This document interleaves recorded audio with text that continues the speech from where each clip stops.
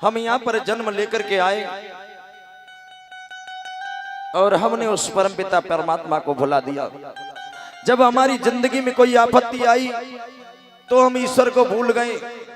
अगर किसी के घर में बेटा पैदा हो जाए तो लोग कहते हैं कि फलाने के बेटा पैदा भयो, और यदि किसी का दुनिया से चला जाए तो भगवान को दोष लगा देते हैं कि वो ईश्वर ने अच्छा नहीं किया, उसका बेटा दुनिया से चला गया। कोई अगर पैसे कमा ले, धनवान बन जाए तो कहते हैं बड़ा दिमागदार है, वो धनवान बन गया। और यदि किसी के घर में आग लग जाए तो फिर परमात्मा को दोष लगाते हैं, ये प्रभु ने अच्छा नहीं किया, उसके घर में आग लग गई। लेकिन वो परिपूर्णतम परमात्मा हमारे ऊपर फिर भी कृपा करते हैं, हमेशा कृपा करते रहते हैं। ऐसे परमात्मा का हमें चिंतन अवश्य करना चाहिए। हमें ऐसे प्रभु का चिंतन अवश्य करना चाहिए। सज्जनों, जब हमारे ऊपर कोई परेशानी आती है तो हम परमपिता परमात्मा को भूल जाते हैं। शास्त्र और संत कहते हैं कि ईश्वर जो करता है वो अच्छा करता है, ईश्वर कभी बुरा नहीं करता। ईश्वर जो करता है वो अच्छा करता है, ईश्वर कभी बुरा नहीं करता। एक बात मैं आपसे एक सच्ची घटना कहूं।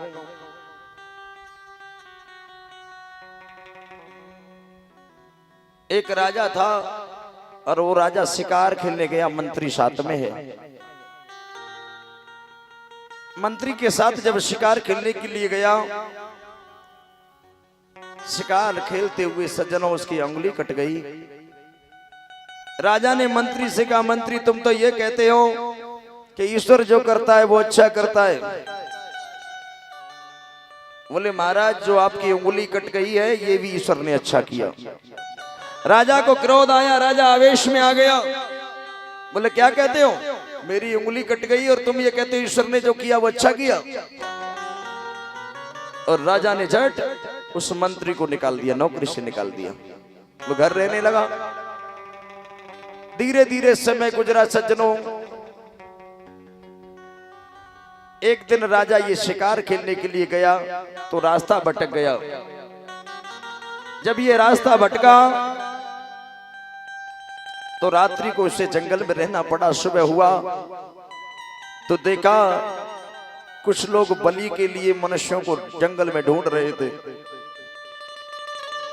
सर्वप्रथम ये राजा मिल गया। राजा को पकड़ा, कहने लगे हमारे यहाँ आपकी बलि लगेगी, जो सर्वप्रथम इस जंगल में मिलेगा उसकी बलि लगेगी। स्नान करवाया और जैसे ही बलि लगाने वाले थे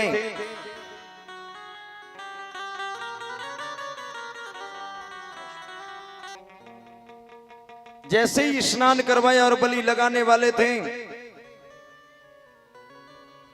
तभी वहां का ब्राह्मण बोला, ये देखो इसका कोई अंग भंग तो नहीं है, क्योंकि अंग भंग की कभी बलि नहीं लगा करती। जैसे ही देखा तो राजा की उंगली कटी हुई थी।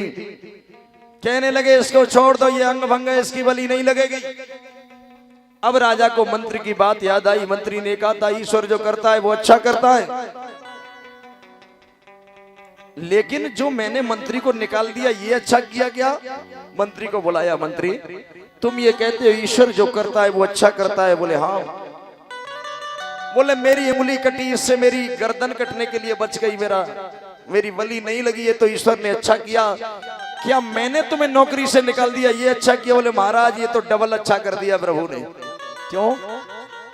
आपकी उंगली कटी हुई थी, आप तो बच जाते उस दिन। अगर मुझे नौकरी से ना निकालते तो मैं आपके साथ होता और मेरी बलि जरूर लग जाती। इसलिए ईश्वर जो करता है वो सदैव अच्छा करता है, ईश्वर सदैव अच्छा करता है।